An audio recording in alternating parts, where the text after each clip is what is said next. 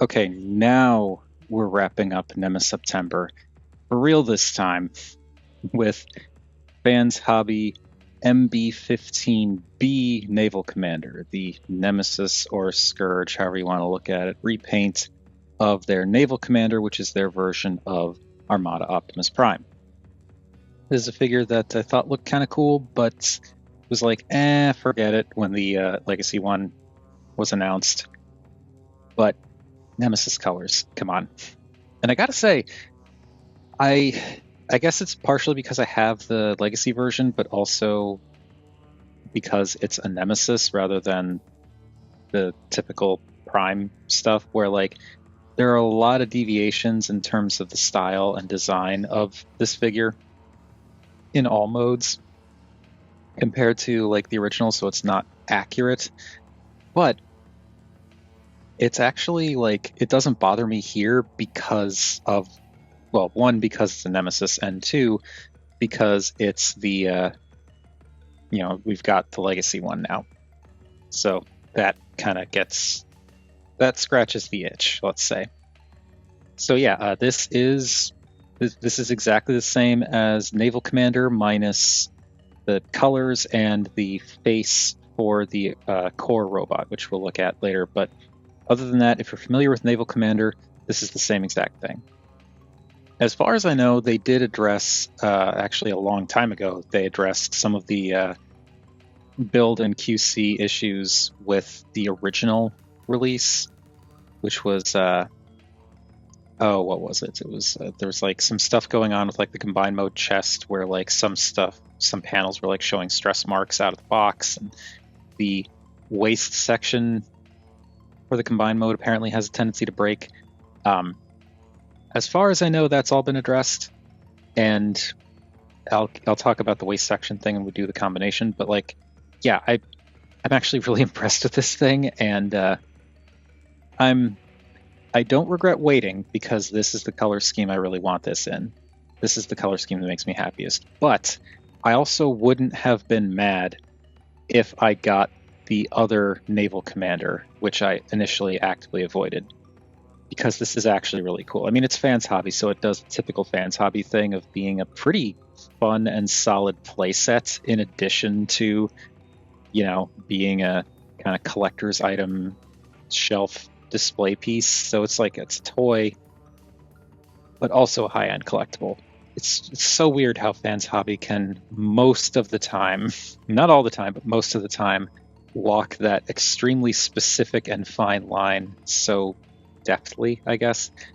But yeah, here we have the vehicle mode. It is the truck with the trailer, and it's, I guess, not accurate. I've seen people mention that it's not accurate, and I'll take their word for it, and that's fine. It is what it is.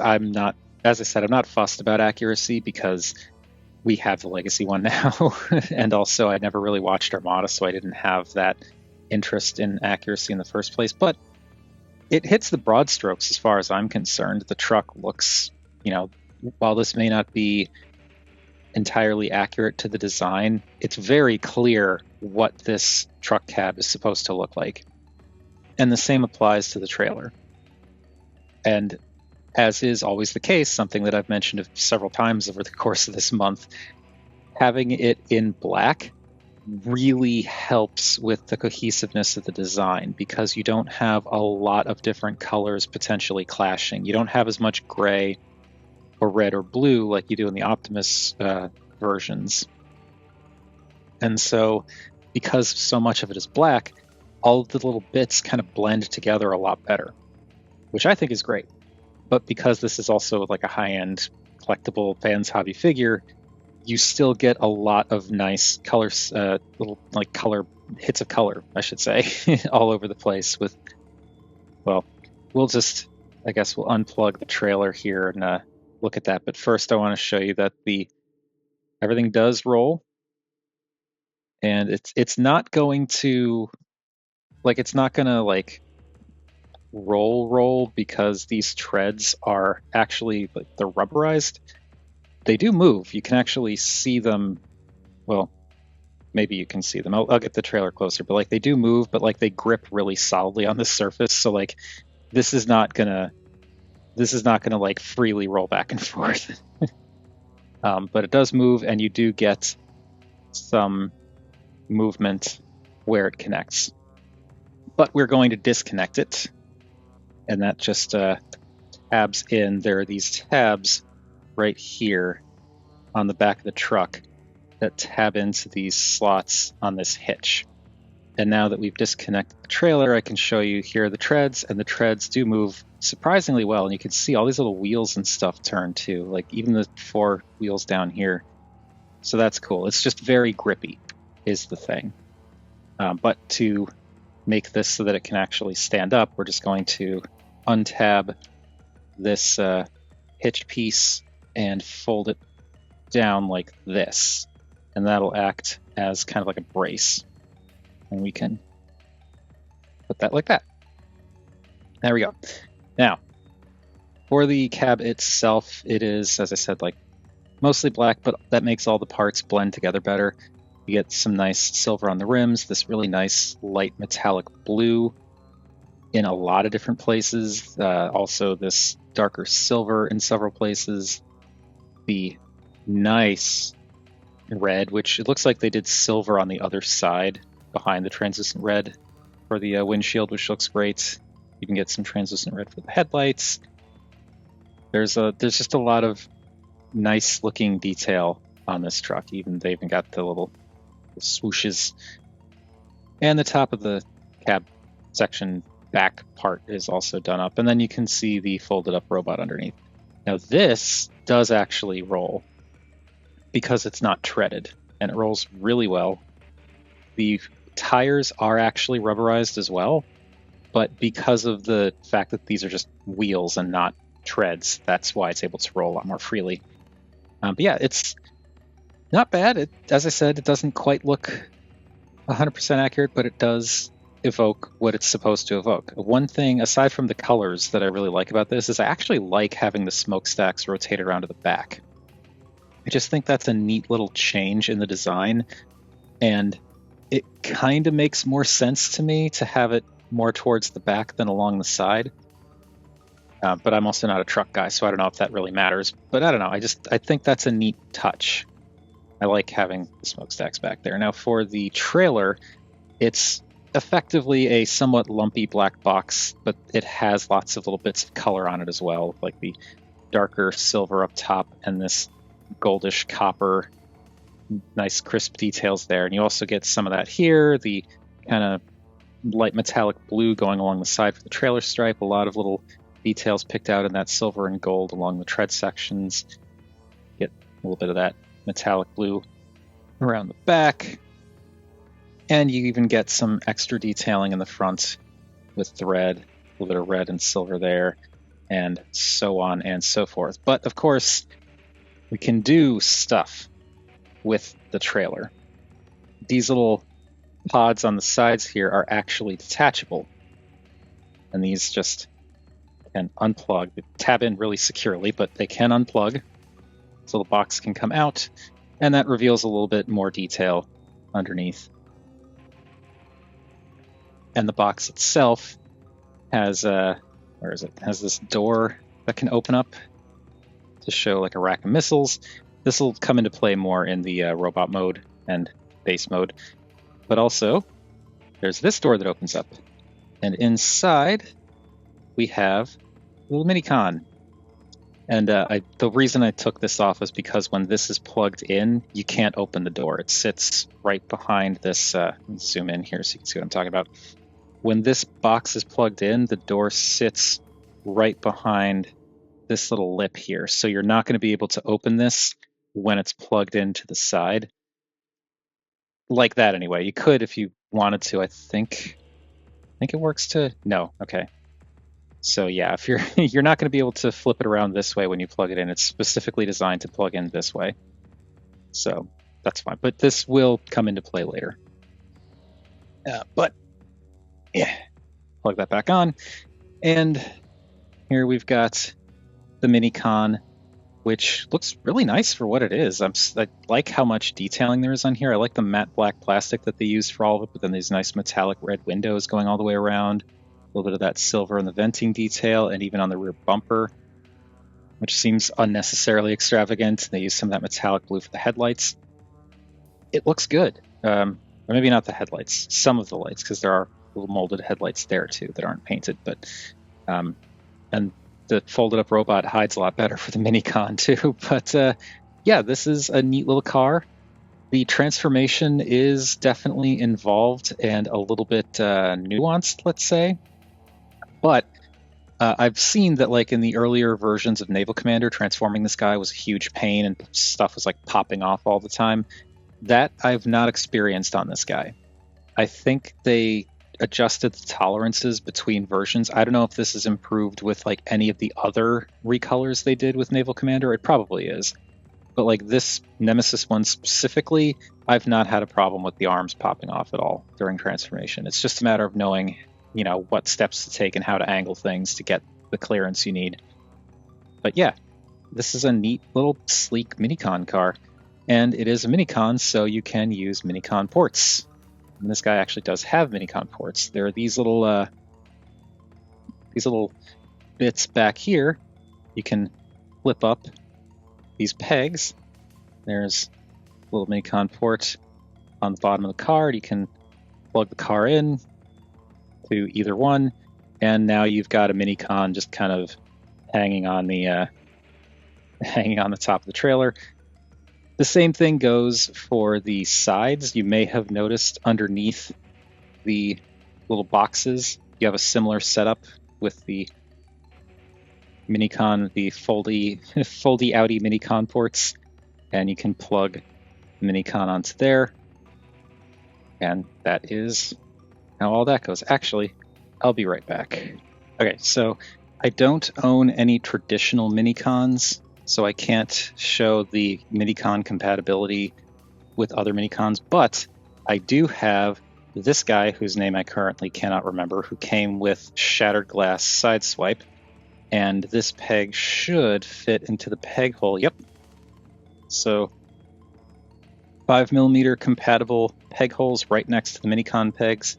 So the modern MiniCons, all, two of them, can actually plug into the approximate MiniCon sections of the trailer. And that's neat. I like how compatible this whole thing is. So I'm not going to reattach the trailer because I just don't feel like it. But we'll leave that here for size comparisons. And actually, I completely forgot there's one more thing we got to talk about. That is these red bits on the front here. These right here, these really nicely molded red pieces, what you can do is this flap here can fold back.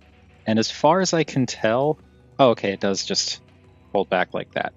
So if you wanted to, you could fold this back, and that kind of changes the look of the trailer a little bit. I don't mind it, but it's a thing you can do. And when you fold those back, that gives your fingers enough space to reach these gray pieces. And the gray pieces launch missiles. Each one of these little 6 red things are just little self-contained missile bullet things, which, I don't know, I think that's neat. I like that. Fans Hobby is really good at doing stuff like that. I am going to leave this out because we're going to use that later.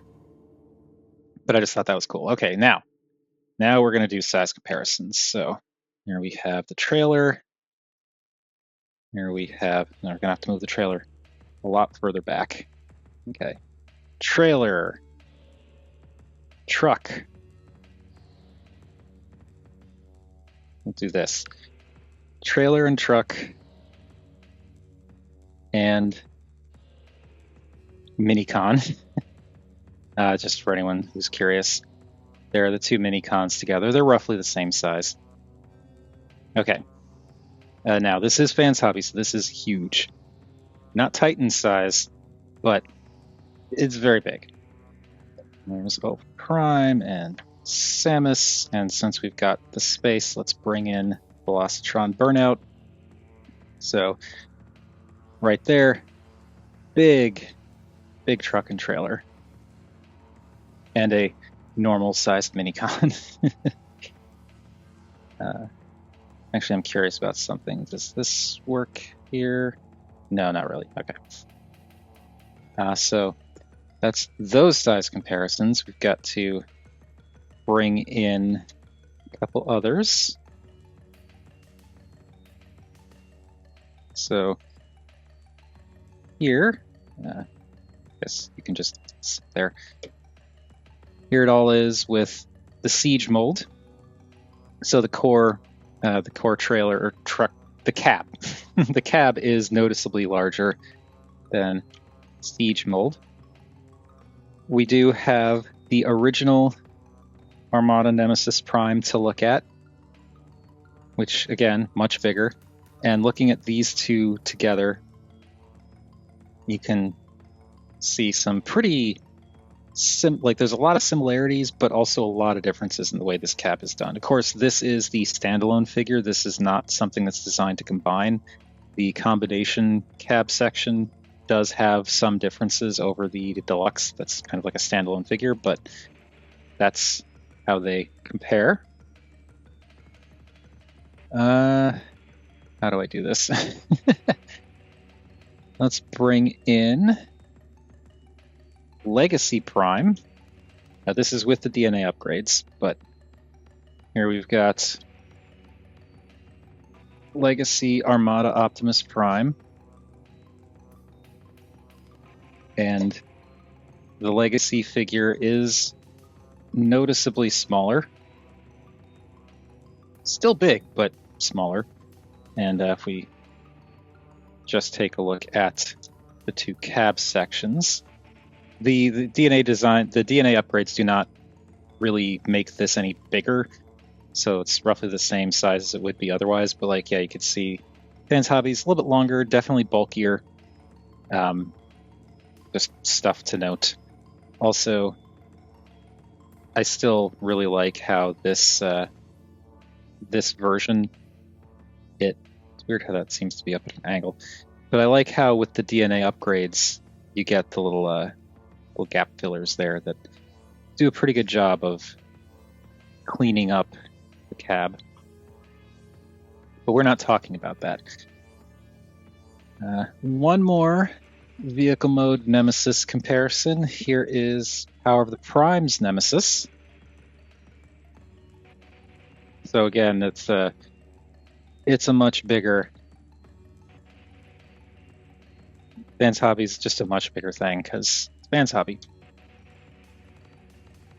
And finally, the one you've all been waiting for.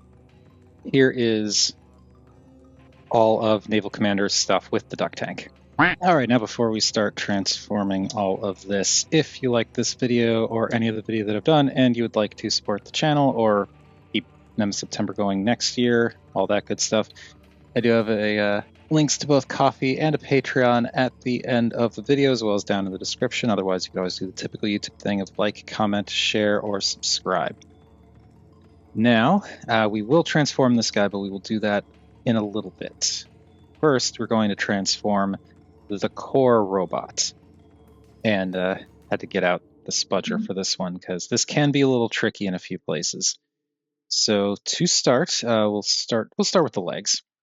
I'm going to take the bits back here and untab them. They actually tab in right down here. There's like a little tab or slot right here. The tab's in there. So untab this, bring it all the way around, and then this tab that plugged into the trailer hitch will now plug in right up here. So bring that in, tab it in, bring this around, and it's a nice clicky ratchet that goes around too. So that's kind of nice. So bring that all around, and we're done. Okay, so now take these panels and you want to push them this way because they tab in right here. Just kind of give this a nudge. Give it a nudge. This one will go first. There we go.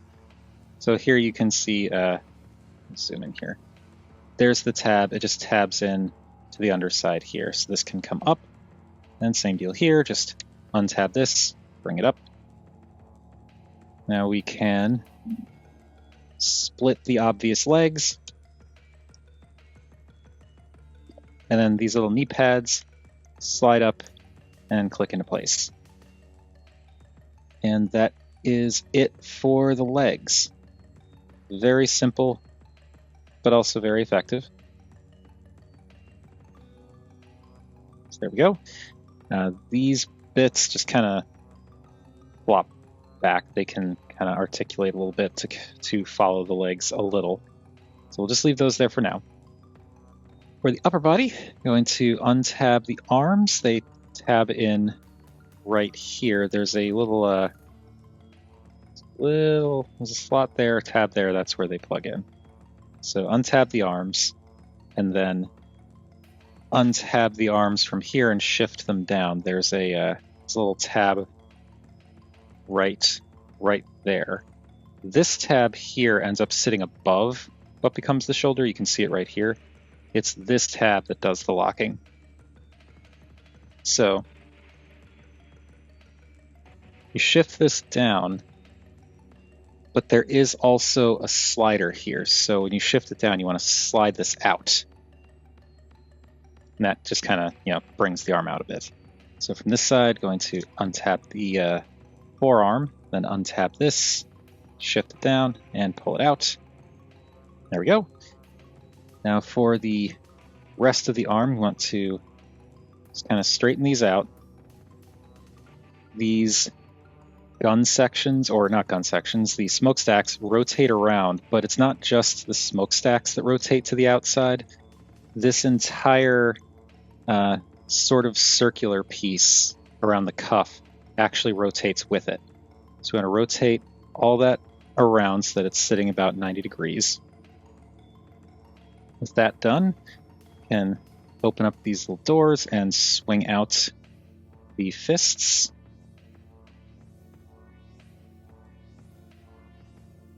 Swing out fists. And now this is a thing where if you wanted to leave the arms like this, you could. And that's fine. It's not how I prefer to do it, but you could do that because it gives you effectively extra elbow motion. But something I didn't realize at first, there is actually a slider in here that allows you to compress the forearm into, up a little bit more. So you just push that in, and that thunks into place, and that it only gives you the single joint for the elbow, but it cleans up the proportions a fair bit. So now his fist is more in line with his hip rather than closer to his knee. You do want to make sure you rotate the fists out of the way first, because that cavity that the fist sits in is where this section is going to go. This one, the slider on this side, is a lot more solid for some reason, but yeah, there we go. So there is the arms all done, and now comes the weirdly tricky part. To untab the grill section from the front here, and I find the best way to do it is to grab from the bottom and pull up, because there's this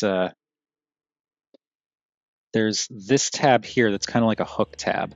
I find you go in like this to plug it in, so you just kind of want to tilt it like that to pull it out. And now this, I'm not a fan of this. I don't like the weird plastic chain thing that they did for this whole thing, because it's kind of annoying to get it lined up right, and it's just weird. But I'm going to bring that out. Now you can kind of pinch in on one side and pull to disconnect this piece, and you want to pull out on this side and pull to disconnect, because basically you've got hook tabs here that hook into this piece here, and they hook in at different spots, and it's just, I find it's easier to rather than pull out directly, you kind of want to apply a little bit of pressure to these bits in order to unhook them more successfully. So do that, and now this panel folds in first, and then this panel folds in. The reason you want to do the left side panel or robot's right side panel first is because this tab goes underneath this panel, and then this tab sits inside the groove for that other panel. So that cleans all that up. There you can see his matrix. This is going to be the only time we look at it because I'm not doing this again. So here is the matrix. It's fine. I haven't actually tried to remove it yet, but it is removable. I know it's removable. There we go. And looks like it has been painted on both sides. It's got this kind of black gem in the center. It's the Armada matrix, I guess. And that's what it looks like. And now it will live here for the rest of the time that I have this toy. Okay, now is the part that's a little bit fiddly.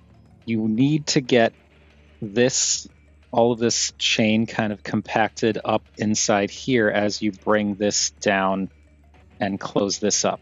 But you also want to get this hook tab underneath this piece here. So you want this in like this, and then you want to close all of this up. But the problem is that chain makes it a little difficult to get the alignment quite right because some of the links are a little stiff.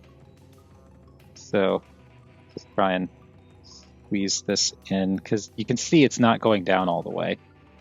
And this is the part with this that kind of irritates me because it's just a lot of fiddling to get this thing to just sit right, and it just doesn't want to sit right, and I don't like it's not the worst.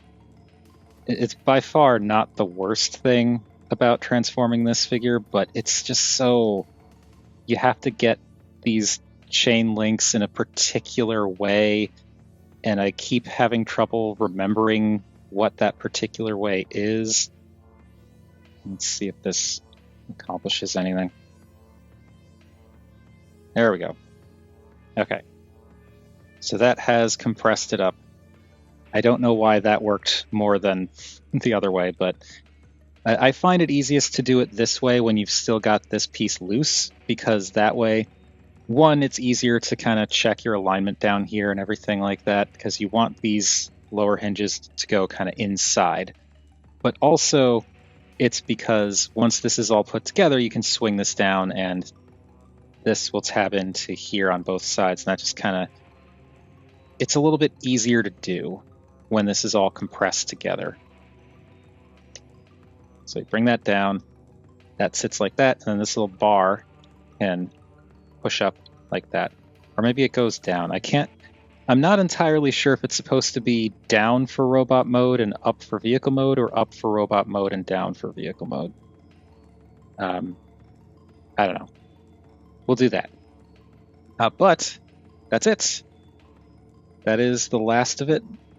We are done with the transformation. We're not done with this figure, obviously, but we are done transforming the core robot, and this is a pretty cool looking Nemesis Prime that is based off of Armada Prime. Very stylized. The proportions, I think the proportions are actually fine, especially when you compress the forearms up, except the head. The head is a bit on the small side. And I kind of feel like it could have been bigger, maybe a little bit, because the way that all of this unfolds, like this unfolds around the head, and this does kind of shift back a bit for transformation, so I feel like this probably could have been a little bigger once all this comes together. Like it just sits in a box, so I don't know, but this is the proportions they went with. But the robot mode looks great. You get a little bit of new reveal detail because a lot of this was on the underside of the cab. But like I like that they did silver on gray for the thighs. You get a lot of that metallic blue in the shins. You got the vents. There's nice detailing on the toes. Red for the knee pads. Silver in the midriff section. Of course, the grille and headlight section for the chest. But now on the underside of the wheel wells, you get some added detail for the arms and the blue for the forearms. Looks good. Relatively clean too. Like there's nothing here that I wouldn't expect there to be on an Armada style Prime. You get the little flaps on the back, and I think the way these are handled are kind of nice because they can kind of swing out and around like that. I do kind of prefer the way that the skirts are handled for the Legacy figure because they're better at getting out of the way of the articulation. But I also understand why they did it this way, which we'll talk about when we get to the articulation. And there's also like this flap that just kind of hangs back here. And this doesn't bother me. I kind of think it'd be nice if it could maybe fold back a little bit more, maybe tab in somewhere. But I also feel like given how all of this other stuff works for the combined mode, having the little flap hanging back there is fine. But yeah, there is the core robot, and he looks really good. Now the head is the alternate face that this figure comes with. That is one of the one and only molding difference, as far as I'm aware, of this version of the figure versus the other versions of the mold, where this comes with the regular Optimus Prime looking face already installed, and this is the alternate face where it's all messed up and he only has like one functioning eye and stuff. And the sculpting is good. It looks a little bit melted. I'm not... The harshness of the damaged face looks good in its sculpt, but I feel like design-wise it kind of clashes with the cartoony roundness of the rest of the head.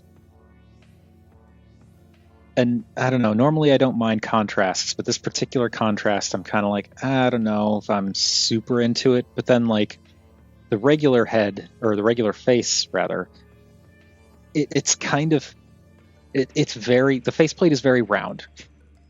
So that kind of adds to the roundness of the head and just kind of makes the head look kind of bubbly.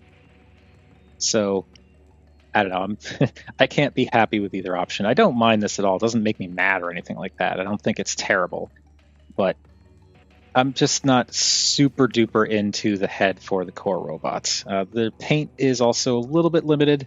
You get the nice blue for the head crest piece, but like you don't get anything on the sides or around the back, which not that I was expecting anything around the back, but like maybe a little bit on the sides would have been nice.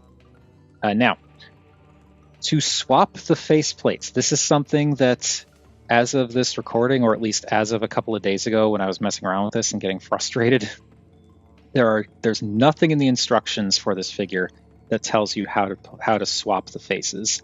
And I couldn't find anything online, like no official fans hobby statement, no comments on TFW about how to do it. But basically, it is just a faceplate that you pull out. This, I believe, because of the way it's sculpted, it might be easier to pull from the bottom. Let me give that a try, because I haven't actually tried removing it. No, okay, so we're gonna try from the top then. Okay, it doesn't want to come out, but to remove the original faceplate, it was surprisingly easy once I figured out what the trick was, because like you can't really get a good angle on this thing. But it does just untab. There we go. So it's tabbed into the face, and it just untabs. And because of how this works, you kind of have to slide it up and out or use an angle to do it. But like there you can see the pegs. There are the little peg holes in the back of the faceplate. To remove the regular faceplate that comes on this thing, you want to get like a spudger or maybe a fingernail. I'd recommend something that's not necessarily going to scratch paint. So like plastic spudger is probably the better option. But you basically just want to come in from the top and pry down gently from like the tip of the faceplate, like around where the faceplate, goes in front of the eyes. That'll give you the leverage you need because it's much harder to go from underneath. But if you pull like that and just kind of pry like this, it should pop the faceplate out, and then you can just angle it out and slide it out of place. Then you take the new faceplates and kind of slide that in and push it into place. And you want to slide it in because of the way these sides of the mask kind of come in. But yeah, it's easy to swap. It's just a little bit tricky. Anyway, now that we've looked at the face, let's look at that articulation. And the articulation on this guy is pretty good. The head is on a ball joint, but there's also like, it's like 2 ball joints, I think. It's like a ball joint that goes up into the head, but there's also a ball joint that goes down into the neck, into like the base of the torso. So you get a lot of side to side, some pretty good up and down. The head can also shift forward and backward and can shift side to side because of the, I guess, barbell joint is what they're called. And you get the full rotation around. The arms, you've got ball joints at the shoulders, so you can kind of wiggle those around for some pseudo butterfly motion and stuff like that. You can go all the way around. They can only go out this far on the ball joint, but you can use the transformation joint to go out further. And I do appreciate the fact that engineering-wise, they actually have this little cut in this black piece here, so that when you bring this up, it goes over that piece. And it's like, it's very cleverly engineered, because if you notice, it stops the arm here. So the arm can't really go up any further than that, but it's just enough. It stops just short of whacking into the head, if the head is straight. So I kind of appreciate the fact that they built both the allowances for the arm to go out more, and also the, like a stopping point, so it's not going to just crash into the head by accident. You get a bicep rotation. There is a clicky elbow joint that goes to 90. As you saw during transformation, if you extend the arm, which let's just do that. If you extend the arm to its original position for vehicle mode, you get the double jointed elbow, which can get you a lot more elbow bend, but then when the arm is straight, it doesn't look great. So I think it's best to treat the slider as like an optional, like extend the arm if you want that extra elbow bend, but otherwise keep it compacted. The fists, to zoom back in for this, the fists rotate and the fingers do open. You have the typical 1 and 3 splits. You only have the single joint at the knuckle, so you're not going to get like any pointing action done, but they open. Fingers look a little long when they're open all the way, but still, it's an option. Now you get, as you might expect for a Armada Prime design, you get an ab crunch. Trying to figure out how many clicks you get here. Okay, you just get a single click of ab crunch, but still, it's ab crunch. So you get ab crunch, all these flaps are going every which way. There we go. And you can also crunch back a little bit too. So you get the ab crunch. Now, regarding these flaps, you do not get a waist swivel, except you do get a waist swivel because there are these little gray pieces here, and this I have to use a spudger for. I've yet to figure out a way to get this without a spudger because I just can't find the right way to do it. But basically, you want to slide these pieces out on both sides of the waist. And for me, it seems like going from below is the easiest way to do that. But by sliding those pieces out, that unlocks a waist swivel. It can only go this far. Oh wait, no, it can go. Wait, can it? Okay. Wasn't expecting that. What kind of technical marvel that... Okay. You can get a 100 or a 360 degree waist rotation on this guy, apparently. You do want to keep these down, otherwise if they're up, they'll get in the way of the waist swivel, but okay, I thought this was going to stop because of how this is engineered, but no, you get 360, wow. You do have these pieces sticking out, and that also kind of gets in the way of the skirts a little bit, but still, that's a really dynamic waist. But this is why I was thinking you can't have like the legacy style waist skirts, because these pieces need to slide out for the waist swivel, so they couldn't really attach, hip flaps to them. So there we go. Just going to bring these back so that they're not in the way of the hips, because the hips can go forward to just about 90 and back to just about 90. They can go out to 90. You get a thigh rotation just above the knee. And then you get a knee bend that is just shy of 90 degrees. Something that's kind of weird to me when I look at this figure is it looks like there's another joint up in that thigh. Like right up in there. But that's where it rotates. But it looks like there's another joint, but it doesn't extend. Like there is an extension joint here for the combined mode, but like this piece doesn't slide out. But this makes it look like there's a double jointed knee in there, but it doesn't pull out, it doesn't bend, it's just this joint. So I don't know what's going on there. That the way that thigh is constructed is a bit of an oddity to me. But yeah, you get pretty good articulation there too. And then for the feet, you do get ankle tilts. You can kind of angle the foot a little bit, and you can also bend the toe down.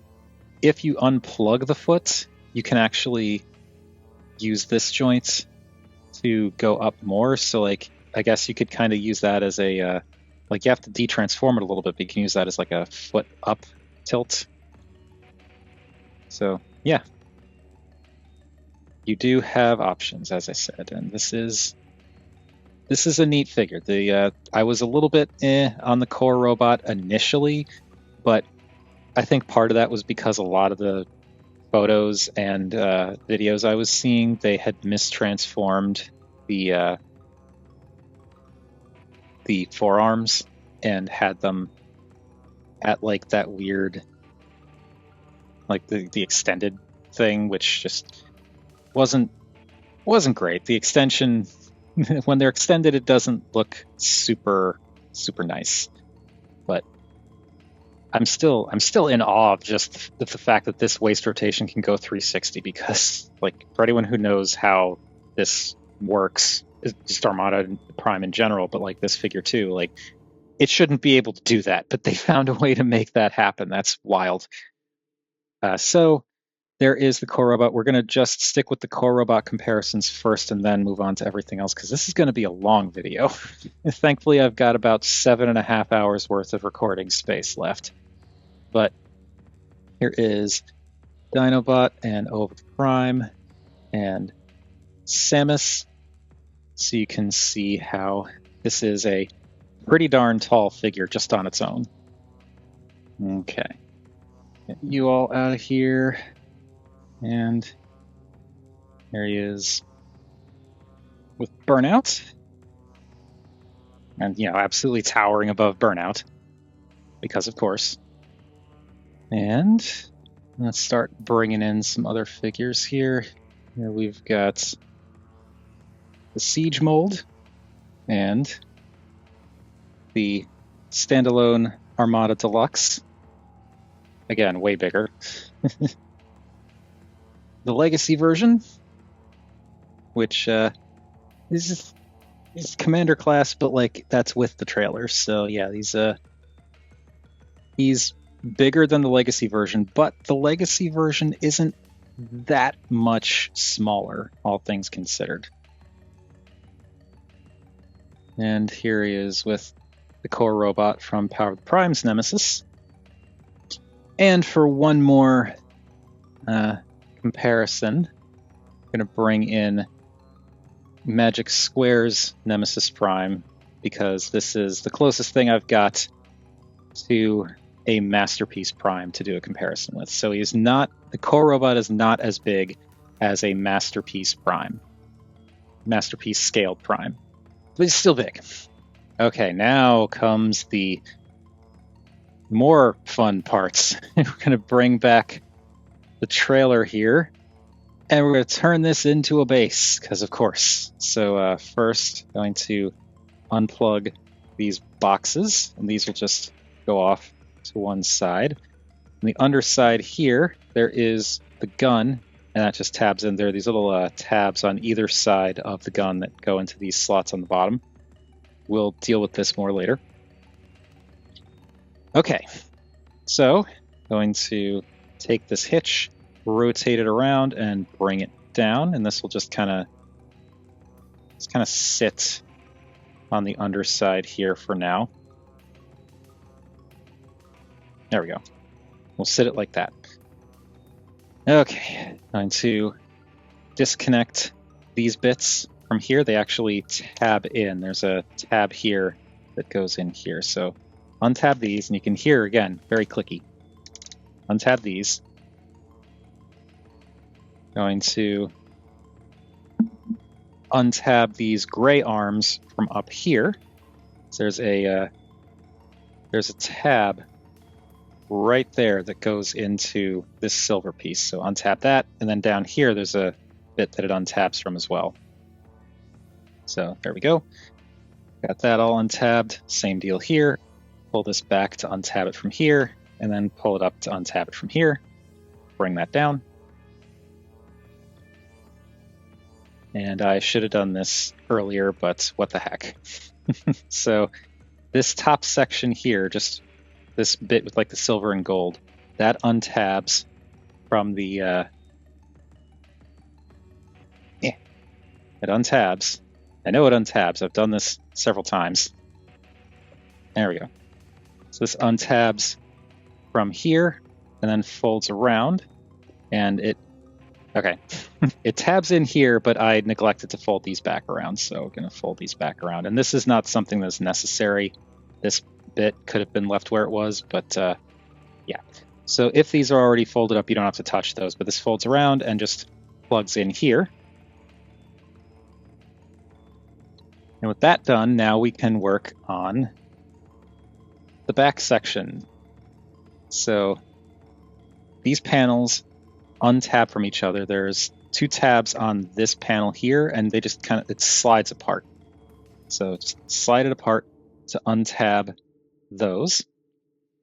And now we'll do this side first. Going to pull this out a little bit because we want to have the room to rotate this up, because there's a little tab here that plugs in down here. So we want to get this untabbed. And this will just kind of slide out and sit like this. We're just doing this to get it out of the way. And then here, same deal. You want to kind of bring this out a little bit so that we can tilt this up to untab it from here. Then bring this out, slide it out, and just kind of keep that out of the way. Now, these two halves of the top and bottom half of the trailer untabbed. There's a big old tab here on either side that untabs. And this comes apart. You can bring that out. And now, this whole section here is actually a slider. These little gray joints are part of it, they're attached to a slider mechanism. So you want to slide all of this out as far as it'll go, like that. Once that's slid out, now this can rotate around the rest of the way, and this will tab into what's going on here. Just rotate that around, and it will tab in.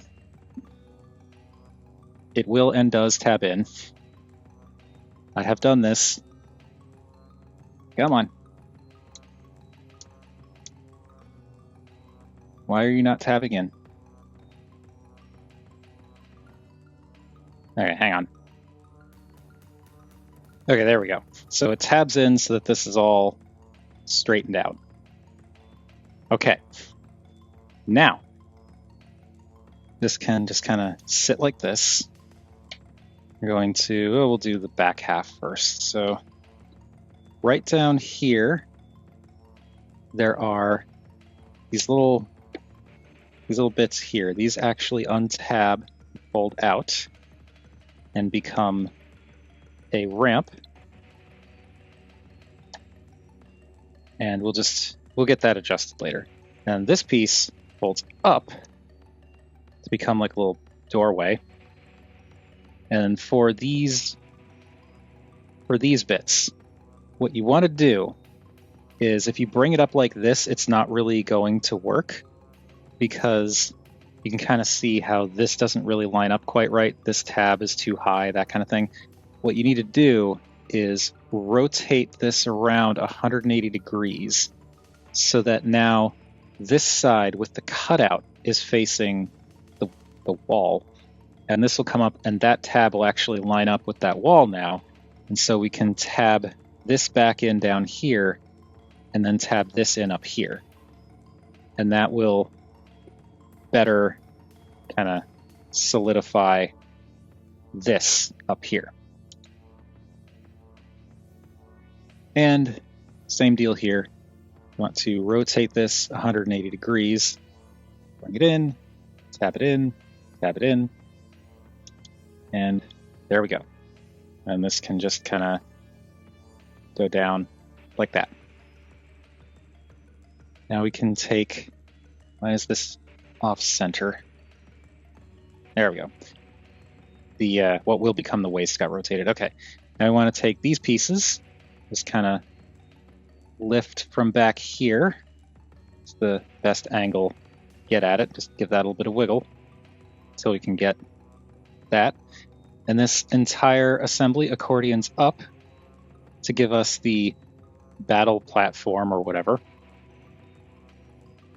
And on the underside here, there's this strut. I'm going to pull that out, and this strut will tab in right down here. Right here. So we bring this down and plug this in right there. There we go. Now, there were some extra tabs somewhere that I think were, oh yeah, that's what it is. These bits here, I missed these. These fold out and act as just kind of extra braces and struts for the base mode. So these little bits just fold out. And that helps to keep things kind of steady and balanced. And now for these flaps, these will, you want to rotate them at this. So you got two rotations. There's a rotation here, and there's a rotation here. You want to rotate this joint because you want this to be able to bend down. Rotate that joint. There's this little piece here that folds in. And that just folds in 180 degrees. This panel, it doesn't feel like it'll move, but it does move. You want to unclick it a little bit so that you can bring this up. And then what happens is this kind of slides in and this sits. Okay, maybe you don't need to click it up. And this sits around this strut. Bring this up a little bit so you can see more what I'm talking about. So by sliding this in, this all gets situated so that now this is sitting over that strut. And underneath here, there are some extra flaps that you can fold out. Untap. They tab in together very securely. Yeah, there we go. So untab and fold, and that gives you a ramp. Ramp on one side. And now, other side, same deal. Want to rotate it at the hinge closer to what will become the waist so that you still have this up and down movement. I'll show you what I was talking about before with these flaps. These untab and unfurl to become ramps. This piece folds in, this comes up, and then you slide it in, and then these two bits here will actually tab together again, kind of like they did for the trailer mode. So they tab together.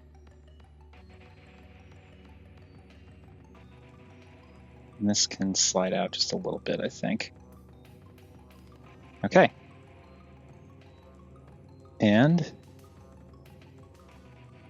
that gives us our battle platform for the most part. There's still a little bit more we got to do. I want to take this piece here that just comes up and it just kind of sits like this. You can mess around with these to angle them however you want. I just kind of tuck them back at a slight angle like that. But do that. Split the obvious legs. And then bring them out a click. And then lastly, take the guns and bring these up and pull them up. And you have like these little grooves on the tips of the barrel. You want to get like a nail in there and pull to extend the barrel. And same deal here. Bring this up. Bring that up. And then use that groove to extend the barrel. And there... Oh boy. This is going to be a little tricky to show off. There we have the base mode in the most basic sense. We can also take these pods, and these can tab into the ramps here. There are little... It's so difficult to show. There are 4 little slots on either side of this blue section here that corresponds to these 4 little tabs on the sides of the little pod. So if you line those up and tab those in, and now you have like a little place for the MiniCon to hang out in if you want to do that. And you can and he's tilted back and he can come down like that. Additionally, if you want to, you can take these things and they can go in a few different places. You can plug them in like where they were for the legs. You can also, if you want, if you straighten out these bits up here a little bit, there are these grooves here and, well, mostly here, that will actually kind of go around the struts. Wrong side. I have not actually messed around with these pods. Can you tell? So you can see how it's at a slant. So this will actually tab in over that strut like that. And you can attach it that way.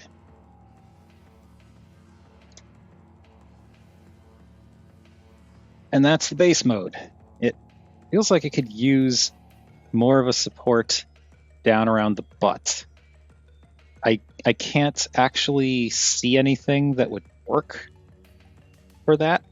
So I guess we're SOL. But yeah, that is the basic base mode.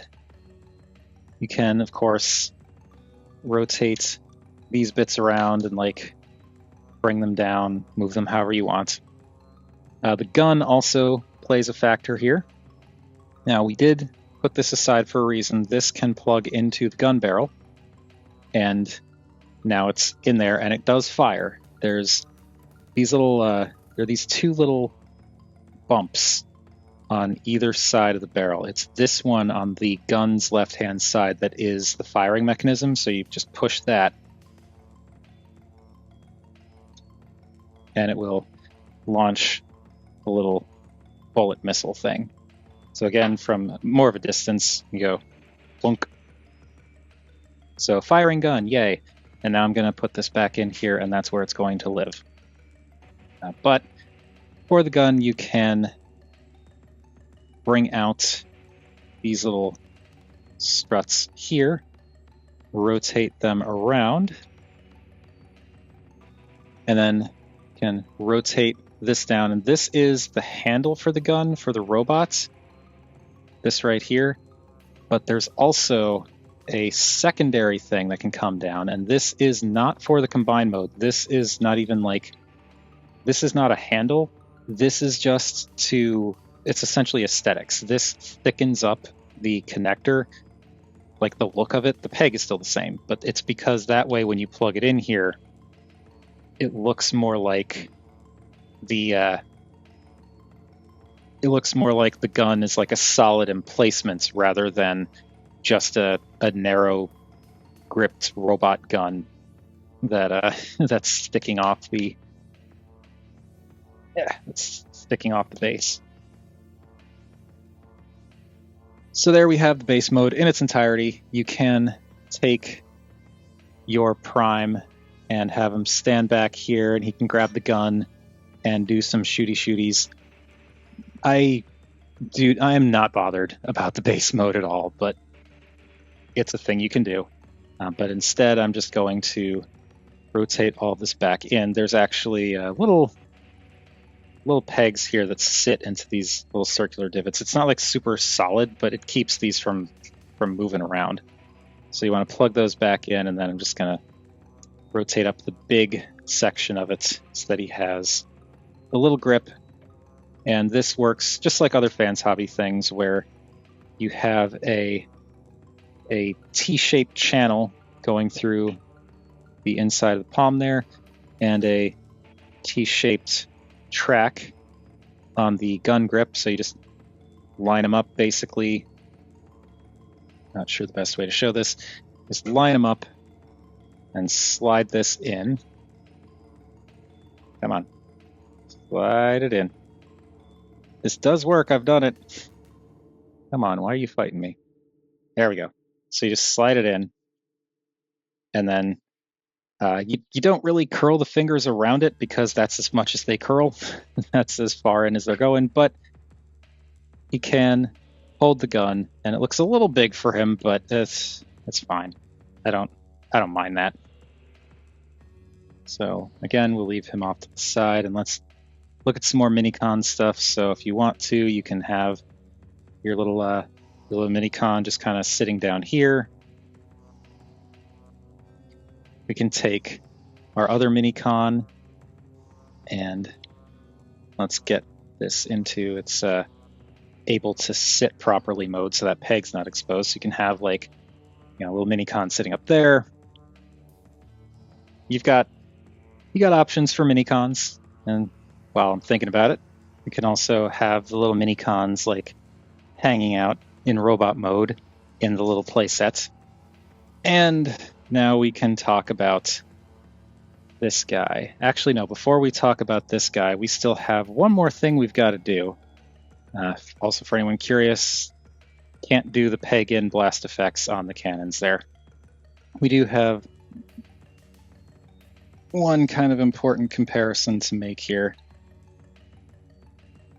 So there is Naval Commander's base mode, and here is Legacy Prime's base mode. Oh boy. I'm kind of as far back as I can manage to get the camera here. So yeah, Naval Commander's base mode is much, much bigger. There is that. Come here, you. Okay, now with all of that out of the way, let's finally take a look at MiniCon's transformation. Actually, we can bring this camera in a bit more because I don't need to zoom out quite as much. Okay, so transforming this guy is actually very simple. It's just nuanced. So you want to untab the sides of the car, first thing. Now what you want to do is you kind of bring these out, and you kind of need to angle them because there are these little pegs in here. So you want to kind of angle them in just a little bit so you can clear this piece. Once you get enough room, then you can bring these down like this. So you just want to bring these around like this, because this will give you the clearance you need for the next step. I'm going to split front of the car hood, and these legs actually tab into the center strut. So you want to pull out more than you might expect to untab them from here. But once you untab them, then you can swing them down a bit. And again, just kind of pull out and then swing down once they're untabbed. With that done, I'm going to just kind of angle them out a bit because we want to untab back section here. Just kind of pull up and back, and this will untab. And this entire armature here, this black armature here, comes up and swings around. And this will kind of tuck up against the body, but we'll worry about that in a minute because we want to finish bringing the legs down. Might as well rotate out the feet while we're here. Rotate the waist around. This little hood piece pushes in very slightly. It pushes in. And then for this last bit, going to bring this back down just so you can see what I'm doing. So what you want to do is these gray pieces here, you might be able to see. It's difficult to get the angles right, but like there's a little slot on that gray piece right in there. It's a little slot there. And there is a little tab right up here. You want to angle this so that you can get that gray piece over the tab and tab it in. And it is a little tricky to do because the base here is on a ball joint. But you want to kind of get this up and angled so that this can come around and then tab in. And then once that's all tabbed in, you're pretty much done. All you have left to do is take the arms and slide them along that post there. So the back section slides in.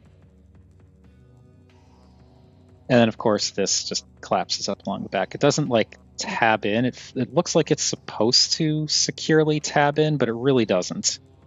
And that's kind of annoying, but whatever. But there we go. There is Naval Commanders, evil Naval Commanders, MiniCon. And I think this thing's actually kind of neat. My thoughts on it may be colored by the fact that I don't have a problem with the transformation. Nothing pops off. Everything stays on pretty securely. Like I said, I've never had the shoulders, the arms, anything pop off during transformation at all.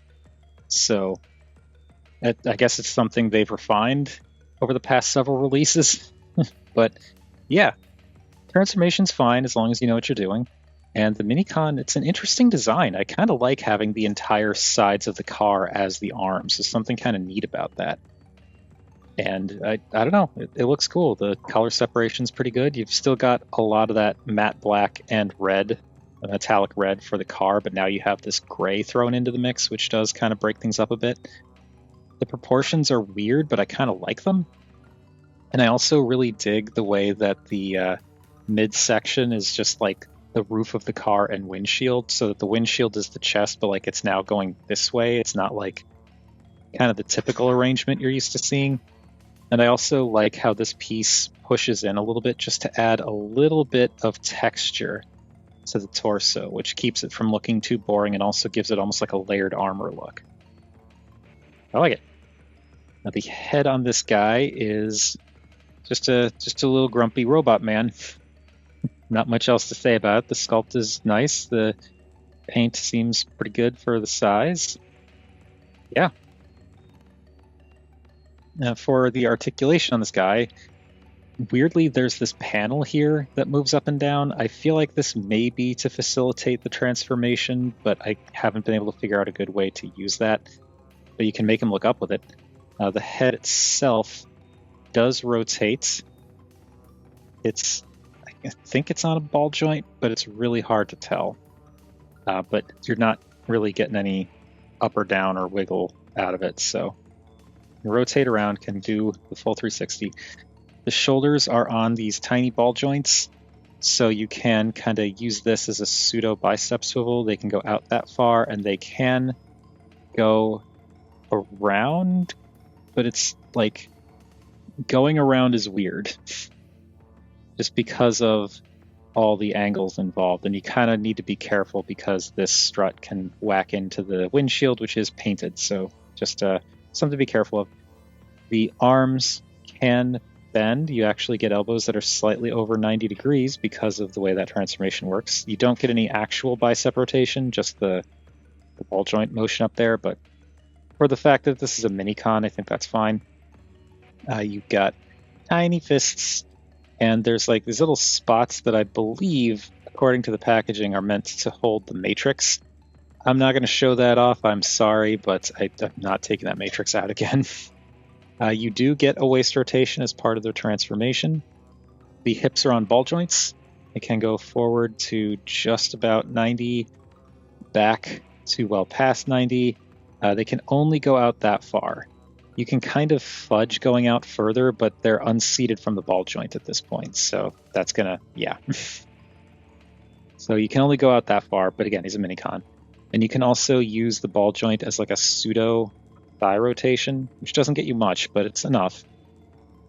And you get a slightly more than 90-degree bend at the knee. It looks like it can go further, but it feels like I'm forcing it if I try and go any further than that, so I'm not gonna.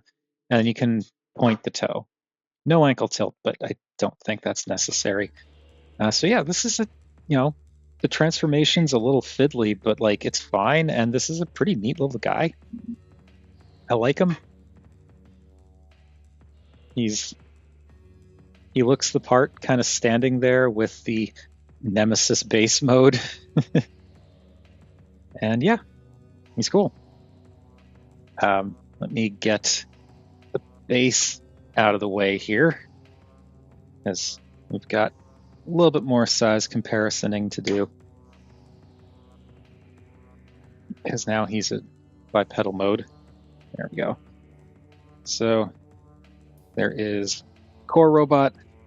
There is the MiniCon. So when the MiniCon is a robot, it is very small. Here is the official MiniCon that I have from the Shattered Glass Generation Selects version of Sideswipe, so you can see that he is definitely taller than a typical MiniCon.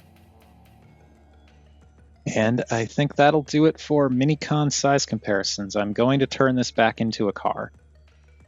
And for anyone who's wondering, going back into vehicle mode, you want this gray piece situated like this, because the leg has to fit inside this kind of L strut section. Okay, we have returned to car, and we can just plug him on MiniCon stuff for the combined mode. So we're going to do the base first. Get you out of the way here. And a lot of this is like, I'm not going back into trailer mode because I feel like transforming it into robot mode is like, or transforming it from trailer to base mode is like halfway to robot mode anyway. You just kind of ignore a lot of this unfolding back here, but we're going to unplug the pods, and these will go, well, these will actually go on here, because I prefer to just keep them on here. I'll actually show you what I'm talking about. I prefer to keep them on here, and you want these silver bits facing this way, but I prefer to just keep them plugged on. So like when I transform this guy back and forth, I kind of skip the base mode, or when I do go to the base mode, I just leave these attached here, like that. But yeah, that's that. We're gonna let's start with the legs. So we want to push little cannons back in, and then rotate these around. And now this bit here that kind of slides up will also slide this way. And this will, well, there we go. That slides up, and that locks this in so it can't get pushed back down. I do kind of wish that this had like a soft thunking spot for being this way, because you can otherwise knock it out of position, but it's a pretty solid friction joint. It's not that bad. It's just, it would have been nice if it had like a soft locking point to keep it from getting spun around if you don't want it to be spun. So there we go. Here we've got knees. The feet, the obvious feet, just kind of unplug from here. They tab in down here on both sides. So you want to untab that and ratchet this down on a double hinge. Also, you want to fold these back in if you folded those out for the base mode. So those hinge down, then the toes fold all the way up, and these little gray tabs tab in here, and that gives you a toe going up, which doesn't look good, but that gray piece is actually clipped in, so you can bring that back down, straighten it out, and it actually fills in a little bit there, which is cool. So same deal this side, untab this, and double hinge it down, swing this up and clip it in, and then bring it back down. And I'm gonna give the ankles a little tilt so this guy can stand up. Now, going to collapse this down. Get this out of the way for a second so that we can separate these. This will, if it hasn't already, will untab from here. The strut comes down, and this all accordions back down into this base, I guess, section. These bits untab from here. This folds down and tabs in up here. These ramp sections fold up and around, and we'll tab in here. There's like two little tabs here that go into these little slots here, so that all collapses like that.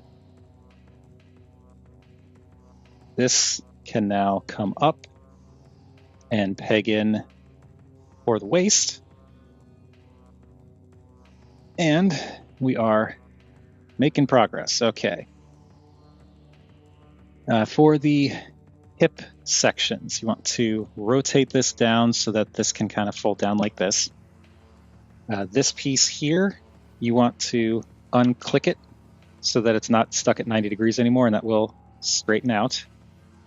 And then we also want to get this little door flipped back out, and that will just sit like that. And these bits fold back in, and this will tab in up there. This folds around and tabs in down there. Pardon. And then this can slide back in, and that becomes like a hip skirt armor. Is that slid? Yeah, that's slid in all the way. Okay. So there is one waist piece done. Bring this back down and zoom in a little more so you can see what I'm doing a little bit better. So this piece, again, you want to bring this tab back out and fill in that gap. Unclick this so that it can straighten out all the way. Rotate this down so that it can actually act as a hip skirt, and that slides back in. And then this folds up, and this will tab in here. Come on, there we go. And this folds around, and there's a little tab right here. It tabs in up there. And hip skirts. All right. Now for the back of this thing. I want to rotate this whole thing around 180 degrees. This will untab from here where it was straightened out for the sake of the base mode. Now, this is where things get a little complicated. So these bits here, I've seen a couple of ways of doing it where they have them facing this way or they rotate them around so that they're facing this way. I prefer to do it this way, but you can have them facing the other way if you want. But you rotate these around, untab these from here, and what'll happen is this swings up and this will tab here. This slot will house this tab. This slot will go over this tab. So this whole armature plugs in very solidly, and then this bit just kind of clicks into this channel here, and this folds up like that. And this tabs in maybe a little too securely along here, but that tabs in, and then the treads unclick and fold in, and there's a little tab here that tabs into the struts. That will hold all that together. And now this side is a little more complicated because it's got the trailer hitch. But basically what you want to do is, it's easiest to do this now, split this entire thing in half and bring it out a bit. This can kind of settle like this, because basically what happens is there are these little divots and stuff in here that they're not really, like, it doesn't super securely tab in or anything like that, but it does kind of sit to keep this from moving if you line it up with the with this little tab section here. So that's what I do. But yeah, you want to bring this up, tab it in, tab it in, tab it in, slot it in, rotate it back, and this can come in and peg into the strut again, and there we go. And these are on little ratchets for going up and down and around, so you can kind of angle those however you want. But I just do it like this, keeping it simple. So there we've got pants. Now the pants will go to the side. And we can do the core robot. So I'm going to remove the gun from the hand, and then all we do with the gun is extend the barrel. It frictions into place. It doesn't really like friction in very well here, so it can kind of slide, but yeah, it just frictions into place, doesn't click in or anything. But now we've extended that. I want to close up the hands for one thing. Definitely straighten out the waist and click these in if you've been using the waist rotation, and slide down the kneecaps. All kind of basic prep work. Okay, want to return the arms to their truck mode configuration, so extend these, extend the forearms back out, open up the door, and flip the fists back in. And I think we'll do the hardest part first, just to get that out of the way. But here you can see this slider is very, very intense. And that swings in, closes up. There we go. All right. Going to deal with the torso. So, need to untab the chest from like itself, and I find the best way to do that is to use a spudger to just kind of pry up from here to. Oh, okay, that came undone. To pry up from here and just kind of pop this section out. Then these doors can come out, or these panels can come out. Come on. There we go. Panels come out. Head just kind of sits in there. These come down. This comes up, and this will clip back in around those panels, thus covering up the face. And now this thing. I want to extend these little chain pieces, and what you do is there's a kind of extra hinge in here that allows you to bring these pieces in. And once that's done, you can slide this out and rotate this entire section of the grill around 180 degrees, and then bring it back in, and then push these chain pieces, whatever they are, back into their original position, which is a little bit annoying to do when one joint is unnecessarily tight compared to the others, but there we go. With that done, this now comes back around like this, and these little slots here will tab over these here. So this just kind of comes down and plugs in a somewhat awkward 1960s sci-fi robot kind of way. So now we've got this going on, which I suppose could be a robot mode in itself. Okay, that's the trickiest part. I'm going to just rotate the arms to get them out of the way. So just giving myself some space to work. Going to bring those up. Going to straighten out the feet and untab them. And those will swing all the way around and plug back in to the spot where they were for the vehicle mode.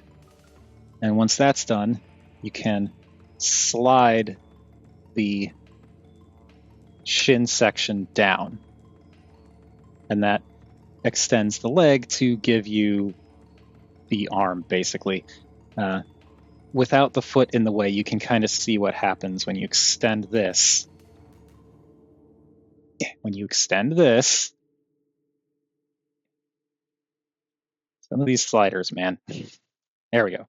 So you can see when you extend this, this piece kind of slides up. And I find when sliding back down, it's really easy to use your thumb on this piece to kind of push that down as you push down from up here to get that down. But there we go. That is arm position. Straighten out the foot, swing it all the way around, and peg it back into place. And then pop open the door on the shin and flip out each fist. And the fist orientation is weird. I've tried a few times to come up with like a better position, a better angle for this, and I just can't seem to find one. It seems like no matter what I do for lining up the fist, it ends up getting in the way somehow. Because like if I do it like this can't close because all the fingers are in the way. If I turn it around the other way, it doesn't really work. So you're just kind of, yeah, it's tricky to get this all lined up. I wonder if it works this way. Because the thing I've been running into is like sometimes the fingers get stuck.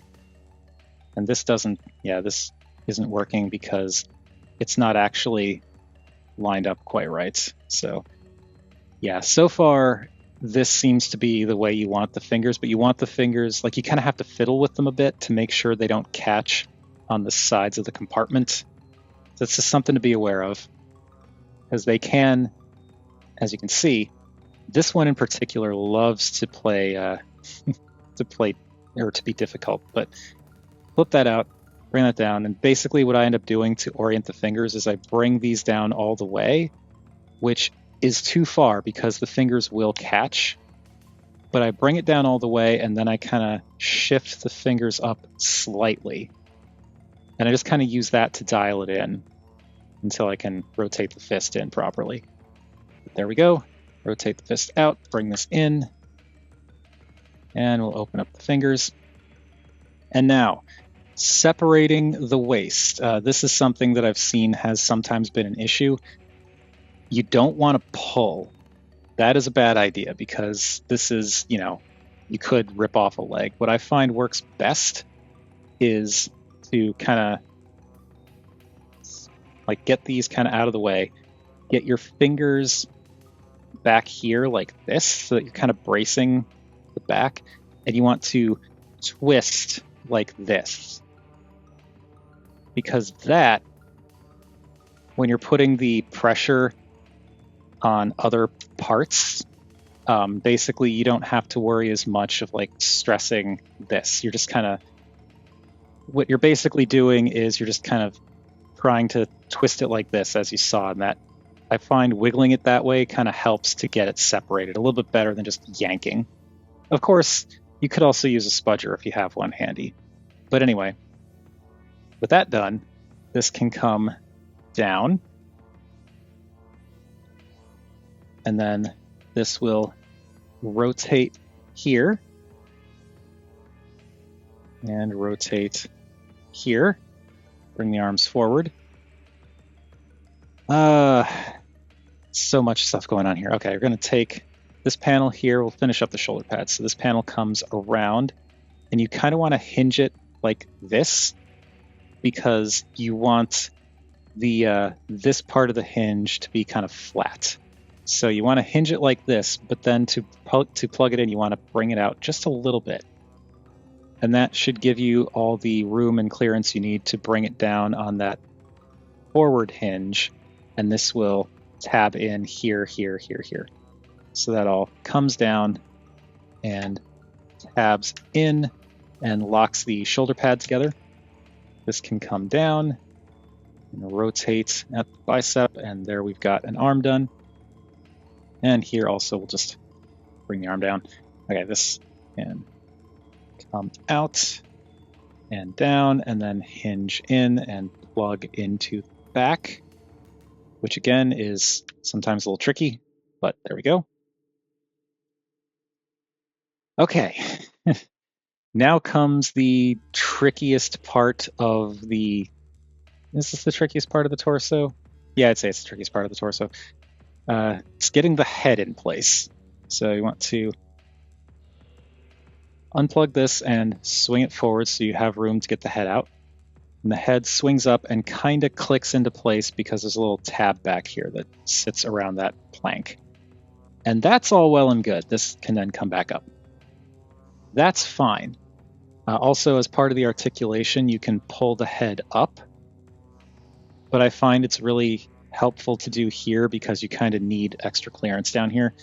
So what you need to do is these little gray pieces here slide in to lock these pieces in place. But I cannot for the life of me get a good grip on them with just my fingers. So what I end up having to do is bring out the spudger, and basically I just push it in, and you want to make sure you brace the arm so it doesn't fall back down like this. But you brace the arm, bring this in, and just kind of push this over so that it clicks over this piece, and that locks the shoulder in very nice and solid. And that's fine. I just wish that this was easier to, like, I cannot figure out a way for me to do this without using a spudger. My fingers are just too big. But again, this just slides in and locks shoulder into position. And that is the head in position. You can then, of course, flip forward the little fins. What I prefer to do is flip them all the way forward and then angle them back very slightly, because I just think that looks cooler. But everyone has their preferences. Another thing I like to do is I use the ab crunch joint to angle the shoulders up just a little bit, because I think it adds a little bit more of a dynamic look to the figure. But got all that going on. I'm going to bring the arms out just to get them out of the way. And now these pieces swing down and in and tab into place in a different spot. Now these tabs that were ignored for the vehicle mode will tab in diagonally to the inside of the back of the wheel well, right there. And what's interesting is I found it's actually easier to line it up if you do it from this side, because what will also happen is this bump will go inside this gray section here. So if you bring the arm down and just kind of line these up, it'll actually tab in pretty easily without you even looking at the tab, because it's just this lining up, which is, I don't know, just surprisingly easier for me. That comes in, and this comes in. Why are you not coming in? Okay. And then this piece swings up and, oh, actually, I forgot to do this. You want to rotate the smokestacks back like you were going to vehicle mode. So rotate that back around. And now this can come in, and these two tabs will tab into the back of the gray piece on the shoulder. And that helps to lock that together. And this did not plug in, okay? What am I doing wrong here? There we go. Okay, and that tabs in there. Now, show this a little bit better here. You want to rotate this around. I think that head is just bouncing around in there. See, there's enough room. They could have made the head slightly bigger. Whatever. I want to bring this down and kind of out of the way. Hinge this down. Get all that lined up. And up there too. And squeeze it all into place. And bring this up. And unlike the Legacy version, it's not just like a 90-degree angle. You actually have a bit of more of a diagonal on these elbows. So yeah, just something to keep in mind. So there we have all this. Now for the final bit. This is going to be like a 2.5-hour video by the time I'm done recording. Hopefully editing it will help. But yeah, you want to get the chest sorted. And the easiest way to do that is to get these pieces out first, I find. Just so that they're ready to go. So flip those out. Then these panels will flip out.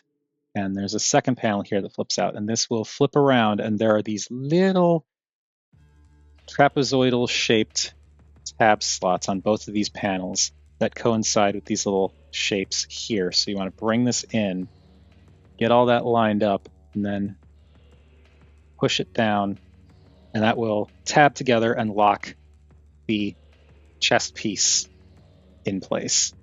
And same deal here. Bring that around, bring it in, lock it in, and there we go. And finally, for the torso connection, it's very simple. You've got this tab here and these two clips here, and those will go into this tab slot back here, and then these two openings up here. And I find the best way to do it is to get the back piece in first, then the front pieces. When separating this, I think what's happening with people who were breaking their figures, I don't think it's a common thing, but it has happened. It's like this just shears off the peg somehow. I think what might be happening is this is holding too securely, so when they pull, they're actually stressing the joint connecting the waist section here together.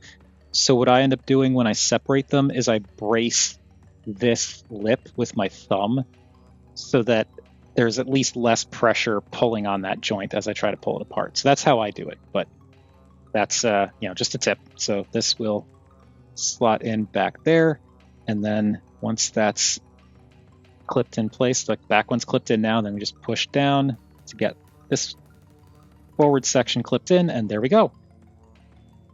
Whew.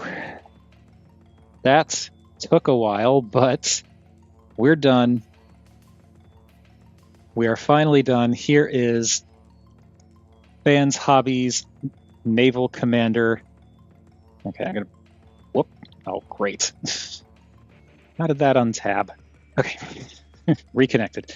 There is Fans Hobbies Nemesis Colors Naval Commander in the fully combined mode. And this thing is super cool. It's also super big, but it's super cool. I really dig the colors here. I don't even mind the kibble. I know a lot of people do. I do not care. Because, I mean, the Legacy version has kibble too. Let's not kid ourselves. And like what we've got here, I think is fine. It almost lends itself to have like a trench coat look in a way, which I think, I don't know. I like that look for Transformers. You can angle these up if you want to clean that up a little bit, but I just prefer to do that. But yeah, it is a bit. He's got a bit of a bustle back there, but this is still cool. I really like the matte black plastic they used all over this figure. I didn't mention that for the proper robot mode before, but I do really like it. And the metallic blues really work as like really nice accents. Now you've got like more visible reds in a few places, like the toes and the knees and the forearms. I mean, granted, these, like virtually everything you see here was visible in another mode, including the base mode, aside from the chest and the combined mode head and like the hands. But this all comes together really nicely. You even get just a hint of that Nemesis red in the chest thanks to the visible windshield just underneath the actual chest detail. And I like how this is stylized. I know a lot of people prefer the more accurate look, but as I said, because this is a already kind of stylized color scheme for the figure, the fact that this is, this is Nemesis colors, so the fact that it's already kind of stylized makes the further stylization pretty easy to be okay with. And I just think this looks really cool. It's lots of really nice silver accents all over the place to break up that black. And it's very, very neat and also very big and imposing.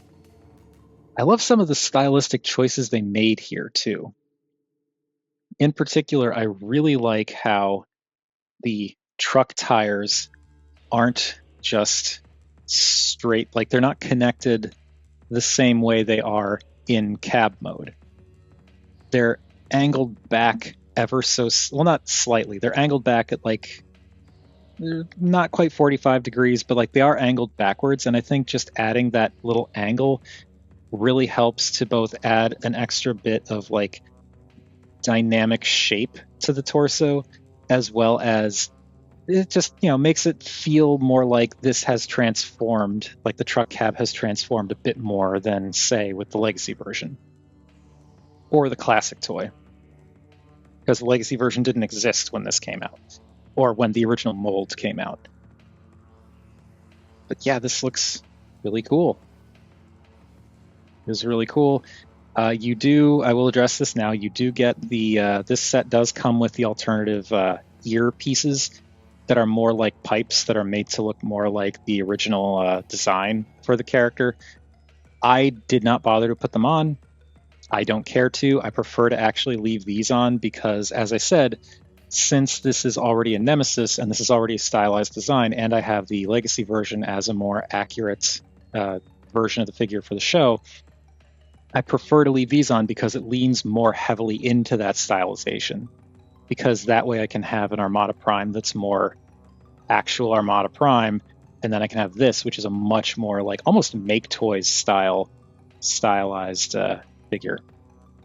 So yeah, I'm into this, as I've said many times. Now, for the head, you don't get a new head or face with this design or with this figure.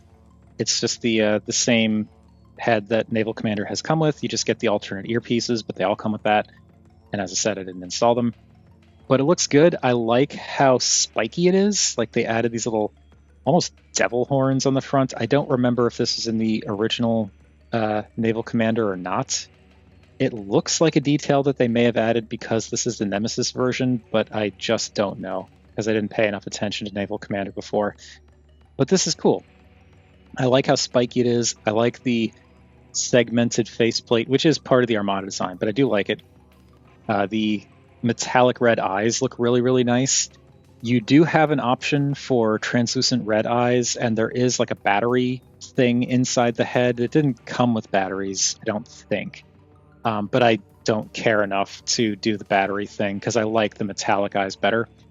But if you do want to do it, you have to disassemble the head entirely, and then there is a little button right on top of the head here, and you click that in, and that turns the eyes on and off. But as I said, I don't think there are batteries in this thing, and it's solid eyes.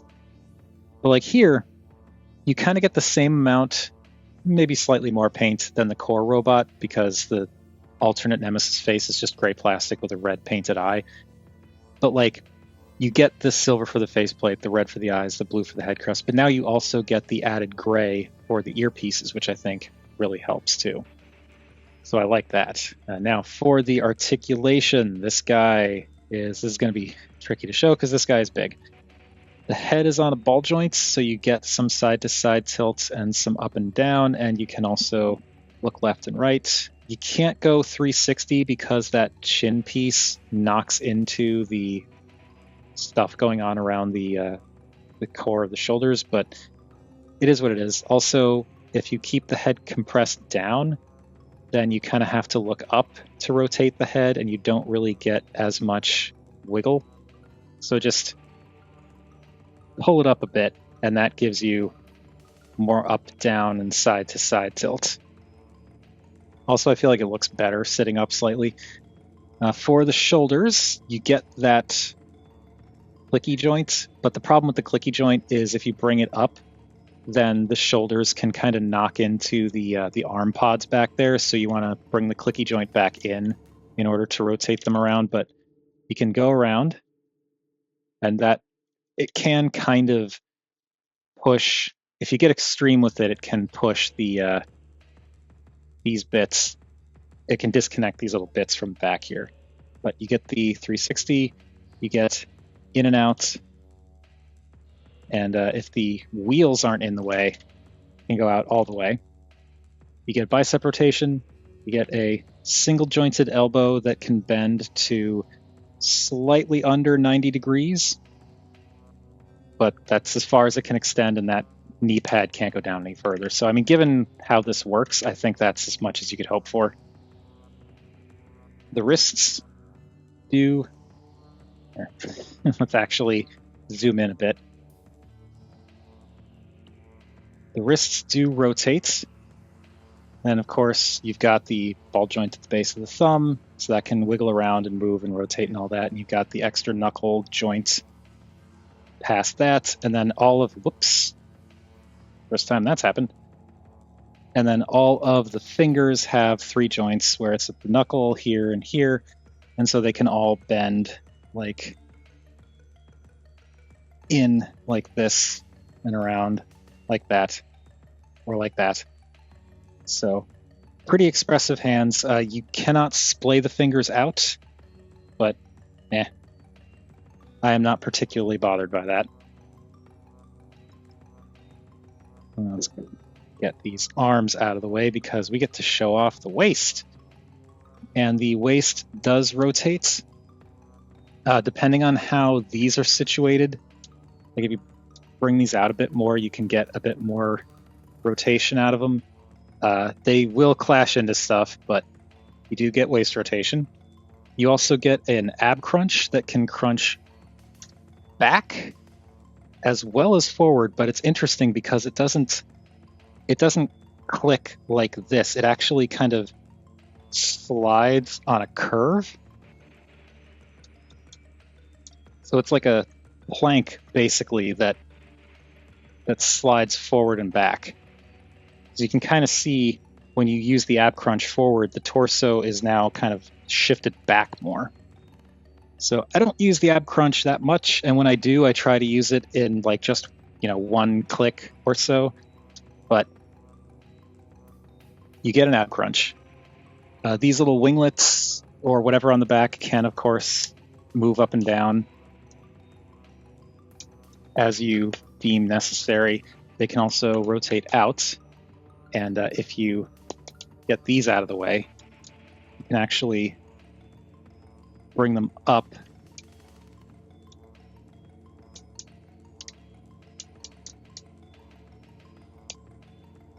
And they can act almost as wings, which that's not terrible when they're up like that. Does that? Nope. Still gets in the way of the waist rotation.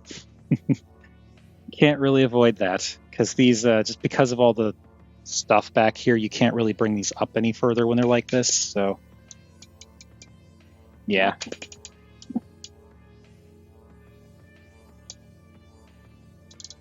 I'm just gonna leave these like this for the time being.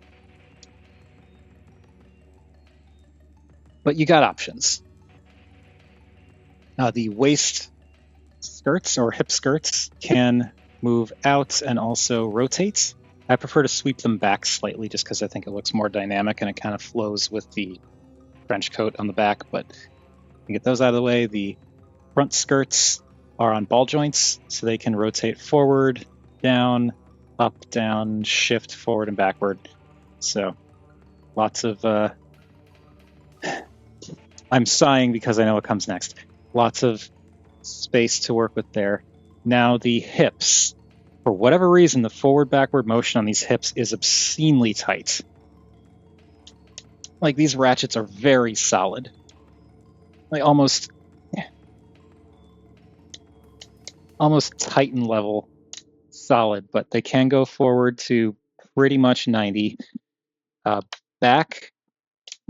Oh, jeez. Back, it kind of depends on the kibble back here, but they can go back arguably the same amount. They can go out. The outward motion is a lot less annoying, but they can go out that far.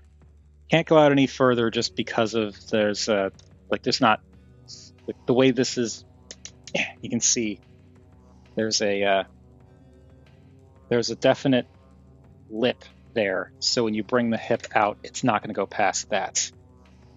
So that's as far out as it's going to go. That's all you get, which I think is fine given the bulk this guy has. You get a thigh rotation. Yeah, jeez. Really doesn't need to be that tight. And for knees, you get very, very slightly over 90 degrees, but still respectable amount of knee bend. I think maybe I just need to work in those ratchets a bit because it's getting easier to handle as I flex it a few times. You can angle the shins around if you want.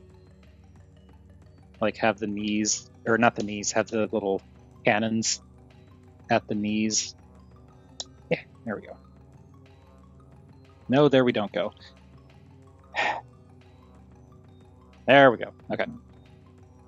So you could have the cannons like rotate and angle and whatnot, however you want. I prefer to angle them out slightly, but not too much.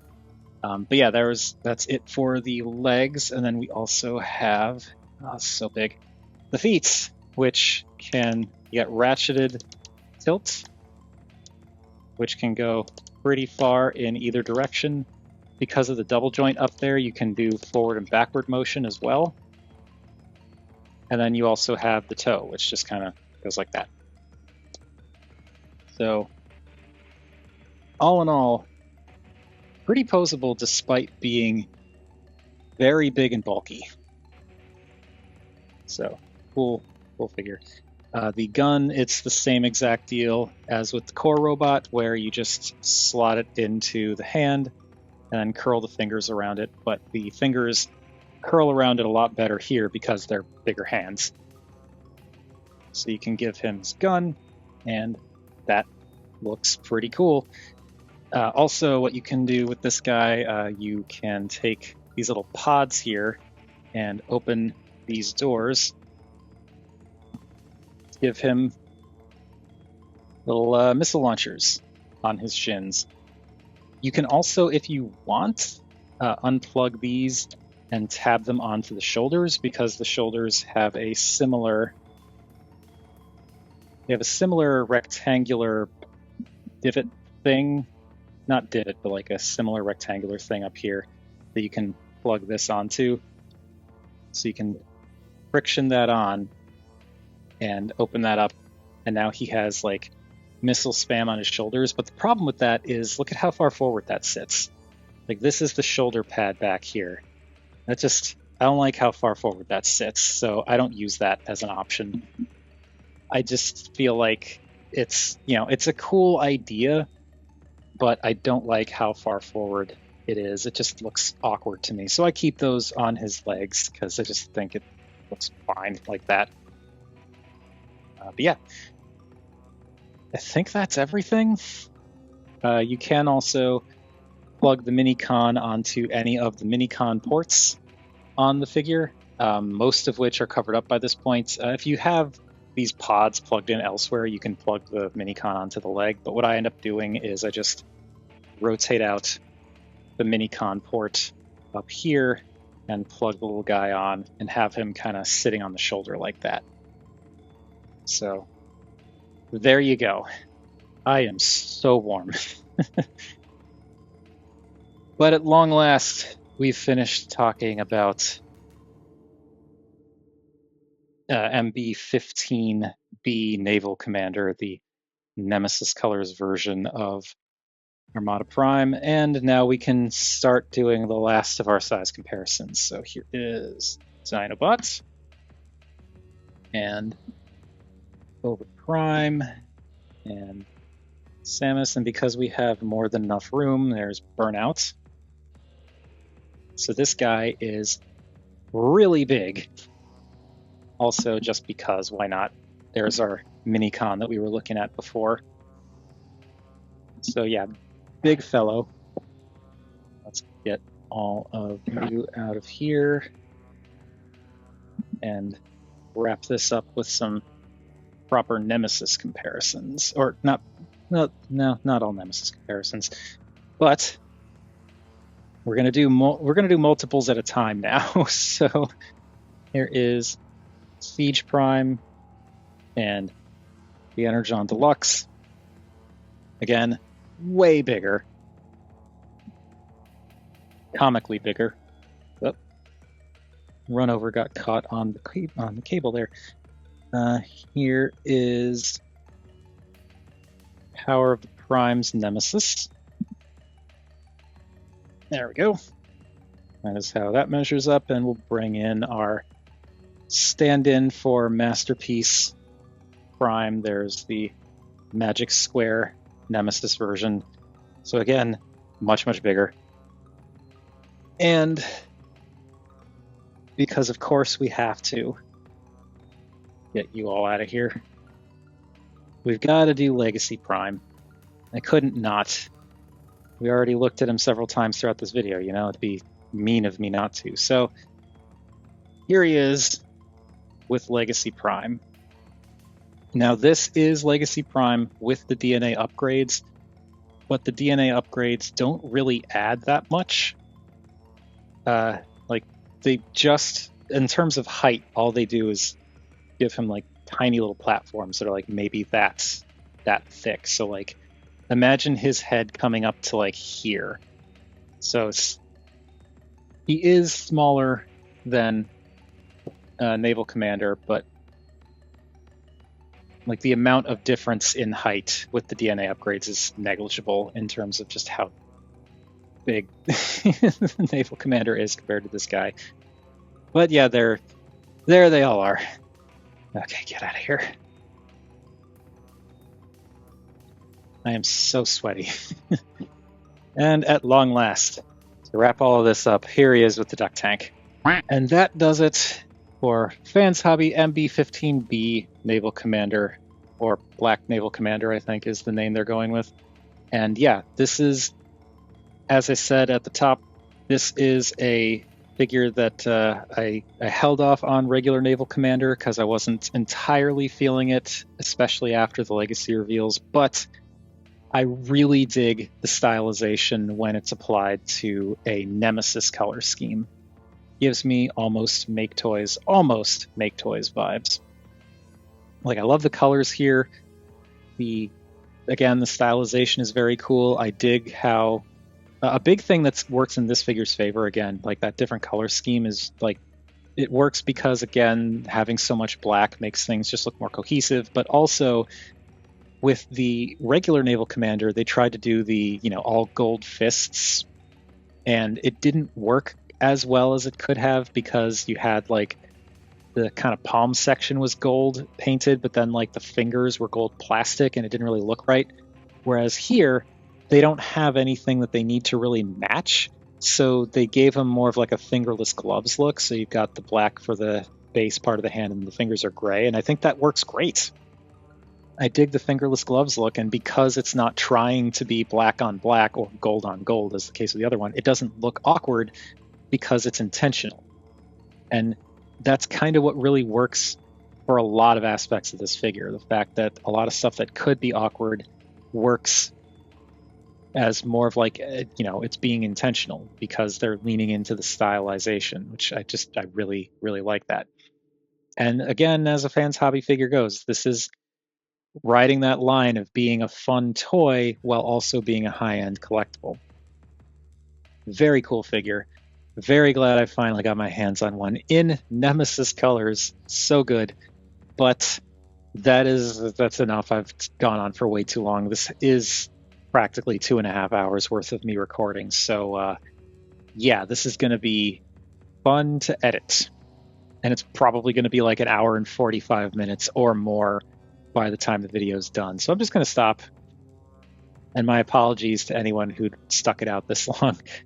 But thank you all for watching. What do you all think of Naval Commander here? Whether it's this color scheme or the other Naval Commanders, how they compare to the Legacy or the original. There have been so many Naval Commanders at this point. But we got the one I wanted, which is what is important to me. But yeah, whatever your thoughts, feel free to chime in down below. I always enjoy hearing from you all. Thank you everybody for watching, and thank you so much for sticking around for one more entire month devoted to Nemesis Prime. I cannot believe how many Nemesis Primes we looked at this month. It's ridiculous. It's like, what, a dozen, I think? But yes, thank you very much, and next video, finally, will not be a Nemesis Prime.